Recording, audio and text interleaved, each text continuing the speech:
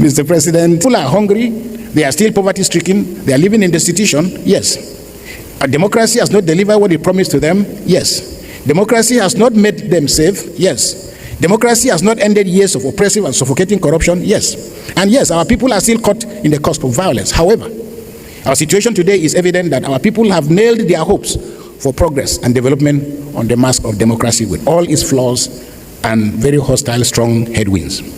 It is historic for us in Nigeria that Nigeria has conducted 7 successive back-to-back elections since 1999 till date. These elections have been seriously flawed, they have been bloody, they have been chaotic, they have been below par.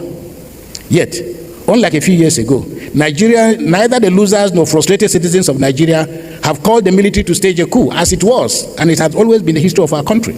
Our people have now realized that military rule has proved itself to be a cure worse than the disease, and that the military itself has also realized the institutional damage it suffered from years of being in power. Therefore, the challenge now is for Africans of this generation to ensure that in our hands, the seeds of democracy are nurtured. Because of Nigeria, despite our troubles, despite our uncertainties, it has often been said that Nigeria, the unity of Nigeria is like a Catholic marriage. It may not be happy, but it doesn't break up. This discussion is timely and auspicious. However, your topic, how democracies die, should be replaced by a more hopeful title, how democracies can survive. For indeed, who has ever seen the corpse of a dead democracy, or even once a carcass? Our concerns, of course, should be on how to learn lessons about the consequences of democracy dying and seeking how to avoid what is happening across Africa.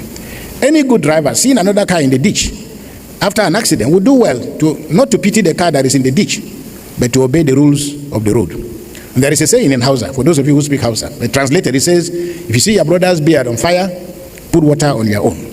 Africans must learn that democracy is hard work with no easy answers, not because Africans are not searching well, but because those easy answers are not found anywhere.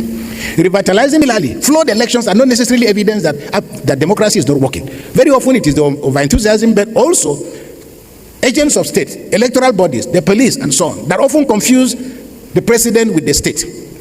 Very often in our countries, the military, the security agencies believe that they confuse the state with the president.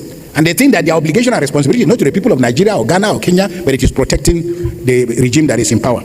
Rather than dying, democracy can lose its appeal and allure for very many reasons.